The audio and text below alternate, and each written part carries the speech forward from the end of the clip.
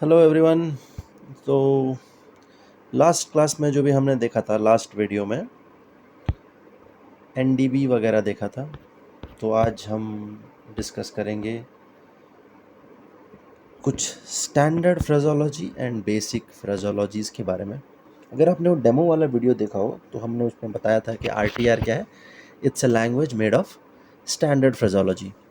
And तो उसी चीज़ों पे हम आगे चीज़ें देखेंगे अभी। जैसे कुछ बेसिक फ्रेजोलॉजी क्या होता है। नॉर्मल इंग्लिश में हम ए को ऐसे ए बोलते हैं, बी सी, लेकिन आरटीआर में हम इन चीज़ों को ए बी सी डी नहीं बोलते हैं। जैसे alpha, bravo, Charlie, delta, echo, foxtrot, golf, hotel, India, इस तरीके से बोलते हैं। Juliet, kilo, Lima, Mike, November, Oscar, papa, Quebec, Romeo, Sierra, tango, uniform, victor, whiskey, x-ray, Yankee, Zulu, ये सारे जो हैं ये आरटी फ्रेजोलॉजी हैं। ये ऐसा नहीं है कि अगर आपको याद रखना है तो बिल्कुल भी रटना नहीं है इसको। मान लो आप रास्ते में कहीं चल के जा रहे हो तो रास्ते में कहीं बोर्डिंग लिखा है, होल्डिंग लिखा है कि गोदरेज, सो उसको ऐसे पढ़ना है, गोल्फ, ऑस्कर, डेल्टा, रोमियो, एको, जूलियट। कहीं पे लिखा है अमूल डेयरी करके, अल्फ़ा, माइक, ऐसे करके पढ़ लेना है। जैसे सनराइज़ लिखा है तो सियरा, यूनिफॉर्म, नवंबर, रोमियो, इंडिया, सियरा, एको, इस तरीके से पढ़ते हुए एक दो दिन में आराम से याद हो जाएगा। कुछ भी वर्ड लिखा है उसको इन फ्रेजोलॉजीज़ में पढ़ो तो एक दो दिन में आपका हो जाए। ऐसा रटना वटना कोई चीज़ इसमें है नहीं। अब आते हैं कुछ न्यूमेरिकल्स में, जैसे कि हम ज़ीरो को ज़ीरो भी कहते हैं, वन को वन ही कहते हैं। अभी कुछ चीज़ें एक एक करके देखेंगे। टू को टू कहते हैं, थ्री को हम नॉर्मली थ्री कहते हैं, four, five, six, seven, eight, nine को एक्चुअली आरटी में नाइन को नाइनर कहा जाता है। कब कहा जाता है? जब ये नाइन जो है अकेला ट्रांसमिट हो रहा हो तो नाइनर कहा जाएगा। नाइन किसी के साथ ट्रांसमिट हो रहा हो तो इसको नाइन ही कहा जाता है। अब जैसे नॉर्मल इंग्लिश में इसको कहा जाएगा 10, लेकिन आरटी में कहा जाता है 10। यहाँ पे नॉर्मल इंग्लिश में 11, आरटी में कहा जाएगा 11। अब उसी तरीके से 60 को 60। अब 100 है, आरटी में भी इसको 100 कहा जाता है। जिस न्यूमेरिकल के आगे दो या ज़ीरो, दो ज़ीरो या उससे ज़्यादा ज़ीरो हो तो उसको होल नंबर में ट्रांसमिट करते हैं, एक्सेप्ट हेडिंग इंस्ट्रक्शंस। कभी भी हम हेडिंग इंस्ट्रक्शंस को एज अ होल ट्रांसमिट नहीं करते हैं। Correction, except directional information. कभी भी डायरेक्शनल इन्फॉर्मेशन को एज अ होल हम ट्रांसमिट नहीं करते हैं। डायरेक्शनल इन्फॉर्मेशन में क्या आता है? हेडिंग, रेडियल, ट्रैक, बियरिंग, ये सारा डायरेक्शनल इन्फॉर्मेशन होता है। उसके अलावा हम किसी भी नंबर को एज अ होल ट्रांसमिट कर सकते हैं। जैसे कि एग्जांपल तौर पे यहाँ 100 लिखा है तो उसको 100 और 1000 सेम में बोल सकते हैं। अब देखो यहाँ पे 1190 लिखा है, ये नॉर्मल इंग्लिश में लिखा है 1190, लेकिन इसको हम आरटी लैंग्वेज में बोलेंगे 1190। अब ये इंडिविजुअली ट्रांसमिट होगा क्योंकि एक ही ज़ीरो है। लेकिन यहाँ पे देखो 98,100 लिखा है तो इसको हम ट्रांसमिट करते हैं 98,100। अब यहाँ पे जैसे 89,550, 34,698, 11,000 है ना, 11,000 नहीं बोलता, हम ऐसा नहीं बोलते, 11,000, 11,000। ये कुछ था बेसिक फ्रेजोलॉजीज़। अब आगे चलते हैं कुछ यूनिट्स जो हम एविएशन में इस्तेमाल करते हैं।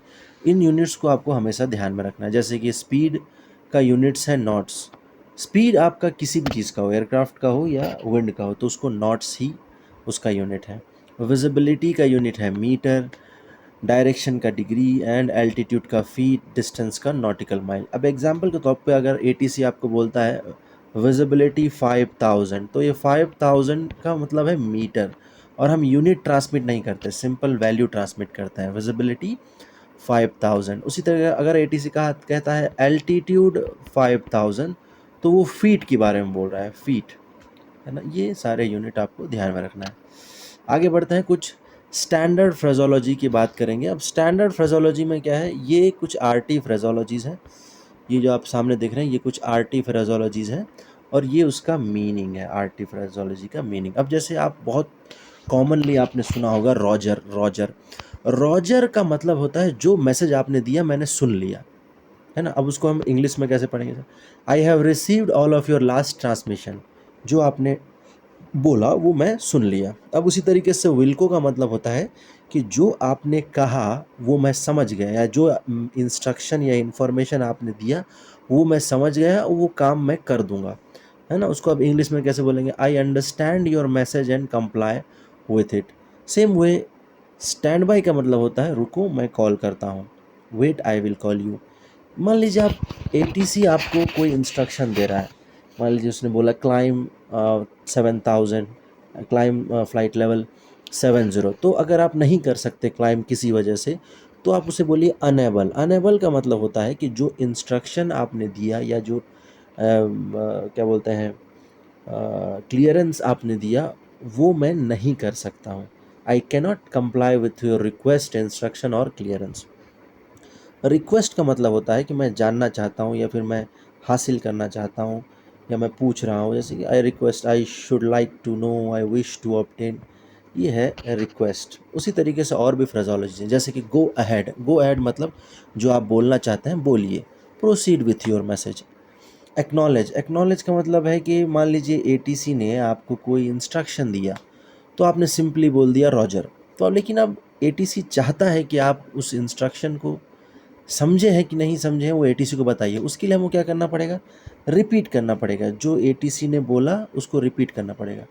तो उस टाइम पे अगर एटीसी चाहता है कि आप रिपीट करें तो वो बोलेगा एक्नॉलेज द इंस्ट्रक्शन, है ना। एक्नॉलेज मतलब let me know you have understood और रिसीव्ड द मैसेज।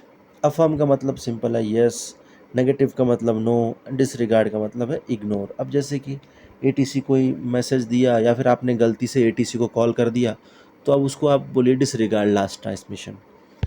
इसी तरीके से और भी फ्रेजोलॉजीज़ हैं, एक एक फ्रेजोलॉजीज़ हम देखेंगे जो बहुत इंपॉर्टेंट रोल प्ले करते हैं आपके आरटीआर एग्जामिनेशन में या फिर आरटीआर के ट्रांसमिशन में। जैसे कि रीड बैक। रीड बैक का मतलब होता है जो भी एटीसी ने आपको इंस्ट्रक्शन दिया है आपको उसको एटीसी को रिपीट करना है।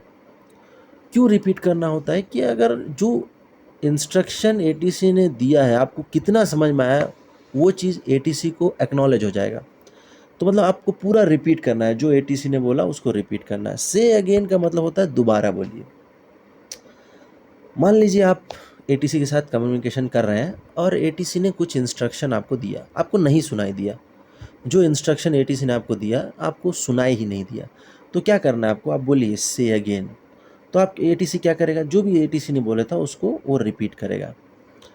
कैसे रिपीट करेगा? ये बोल के, आई से अगेन बोल के वो फिर रिपीट करेगा। अब मान लीजिए फिर भी नहीं सुनाई दे रहा है आपको, अब से अगेन बोलेंगे तो फिर वो रिपीट करेगा जिसका कोई मतलब नहीं होता।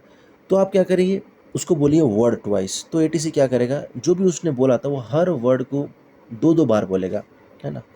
मेंटेन का मतलब होता है कि जो भी आपको लास्ट क्लियरेंस या इंस्ट्रक्शंस दिया गया उसी पे बने रहना। एग्जाम्पल के तौर पे आपको बोला गया था फ़्लाइट लेवल 330 पे रहने के लिए, तो अगर एटीसी चाहता है आप फ़्लाइट लेवल 330 पे रहें तो बोलेगा मेंटेन लेवल, और फिर उस तरीके से मेंटेन स्पीड, जो भी आपको दिया गया है इंस्ट्रक्शन उसी पे रहना है। अब आगे बढ़ते हैं अप्रूव। अप्रूव का मतलब होता है कि जो परमिशन आपने पूछा उसको आपको दिया जाता है, यानी permission for the proposed action is granted. अगर आपने कभी आरटी सुना हो, जब पायलट इंजन स्टार्टअप के लिए पूछता है रिक्वेस्ट स्टार्टअप, तो एटीसी वहाँ पे अप्रूव बोलता है, यानी अप्रूवल आपको दिया गया। उसी तरीके से क्लियर्ड। क्लियर्ड का मतलब होता है कि आपको परमिशन दिया जाता है कुछ कंडीशंस के अंडर, जैसे कि क्लियर का मतलब होता है authorize to proceed under conditions specified. अब जैसे कि एग्जांपल के तौर पे आपको टैक्सी करना है तो आप एटीसी से पूछते हैं रिक्वेस्ट टैक्सी, तो एटीसी कैसे बोलेगा? Victor Tango Alpha Bravo Charlie taxi via Delta Echo hold short, correction, Victor Tango Alpha Bravo Charlie clear to taxi via Delta Foxtrot Echo hold short runway 17। तो वहाँ पे वो कंडीशन दिया है delta से इको से होते हुए जाओ। कन्फर्म एक और फ्रेजोलॉजी है। कन्फर्म का मतलब ये होता है कि एक क्वेश्चन मार्क है कन्फर्म। एटीसी आपसे सवाल पूछता है, फॉर एग्जांपल, या एटीसी आपसे पूछता है या फिर पायलट एज ए पायलट आप भी पूछ सकते हैं। एग्जांपल, आप लैंडिंग के लिए जा रहे हैं और एटीसी ने कहा कि क्लियर टू लैंड, आपको नहीं सुनाई दिया ठीक से, तो आप उसको कंफर्म करेंगे ना, तो कैसे बोलेंगे? कंफर्म क्लियर टू लैंड, है ना? तो एटीसी रिप्लाई में क्या बोलेगा? या तो अफर्म बोलेगा या तो नेगेटिव बोलेगा, है कि नहीं? नेगेटिव मतलब नहीं, अफर्म मतलब यस।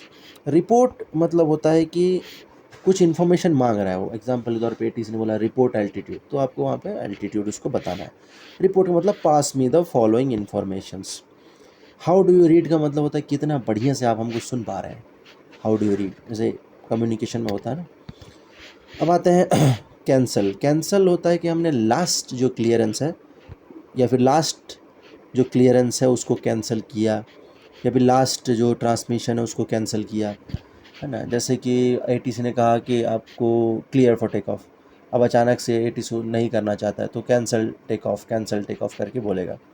मॉनिटर का मतलब होता है सुनना। जैसे कि एटीसी ने आपसे कहा कि मॉनिटर टार 118.1, तो आपको क्या करना है? 118.1 फ्रीक्वेंसी ट्यून करके सुनना है उसमें क्या बातें हो रही है, बात नहीं करना है। अगर कहा कॉन्टैक्ट टार 118.1 तो ट्यून करके बात करना है एटीसी के साथ। करेक्शन का मतलब होता है कि जब आप एक बड़ा सा कोई ट्रांसमिशन करते हैं उसमें कोई छोटा सा मान लीजिए फ्लाइट लेवल गलत बोल दिया, या फिर आपने टाइम गलत बोल दिया, या फिर आपने स्पीड गलत बोल दिया, तो वही कुछ स्पेसिफिक पार्ट को करेक्ट करने के लिए करेक्शन आप बोलते हैं। होल्ड शॉट मतलब किसी भी पॉइंट से पहले रुकना। किसी भी पॉइंट से मान लीजिए टीचर ने कहा होल्ड शॉट रनवे 15, तो रनवे 15 के पहले ही रुक जाना है, उसके अंदर नहीं जाना है। जैसे stop before reaching the specific location, right. अब ये जो है बहुत ज़्यादा इम्पॉर्टेंट है, ये दो word break and break. Break ये बहुत फ्रीक्वेंटली पूछा जाता है आरटीआर एग्ज़ाम में पार्ट 2 में, कि ब्रेक क्या है, ब्रेक क्या है। देखो ये जो दो वर्ड है ब्रेक एंड ब्रेक, ये दोनों ही एटीसी इस्तेमाल करता है। तो हम स्टार्ट करेंगे ब्रेक से। देखो ब्रेक जो वर्ड है एटीसी इस्तेमाल करता है कोई दो डिफरेंट मैसेज एक सिंगल एयरक्राफ्ट को जब वो पास कर रहा होता है, दोनों मैसेज को अलग करने के लिए, सेपरेट करने के लिए ये ब्रेक वर्ड बीच में यूज़ करता है। तो उसका जो मीनिंग है, I hereby indicate the separation between portion of messages या पोर्शन ऑफ मैसेज। अब एग्जाम्पल के तौर पे victor tango India India delta डेलीटार क्लियर टू लैंड, ये आप एक का पोर्शन हो गया। फिर उसमें break get your radio checked after landing, तो दो अलग मैसेज दे रहा है। आपको लैंडिंग के लिए क्लियरेंस दे रहा है, फिर कह रहे हैं कि लैंडिंग के बाद अपना रेडियो चेक कर लेना। तो दोनों मैसेज को अलग अलग करने के लिए कन्फ्यूजन ना क्रिएट हो, इसलिए बीच में ब्रेक वर्ड इस्तेमाल किया जाता है।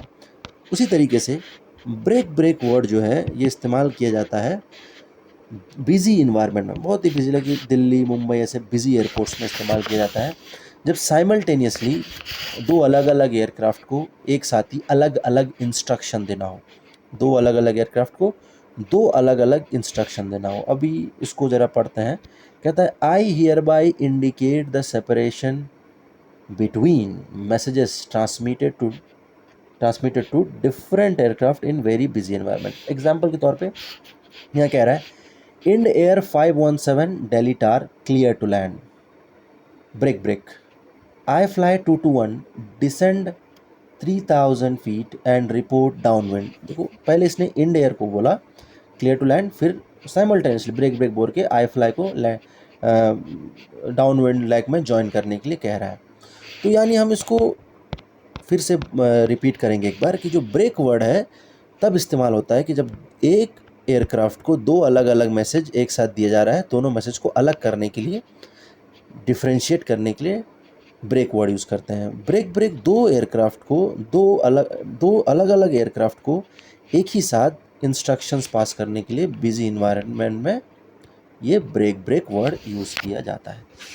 तो आज यहाँ पे हमारा डे 1 का पूरा टॉपिक ख़त्म होता है, क्लास 1 का, यानी पार्ट 1 का डे 1 पूरा ख़त्म होता है। इसी तरीके से और भी डे हैं, 12 डे मैं और भी अपलोड कर दूँगा।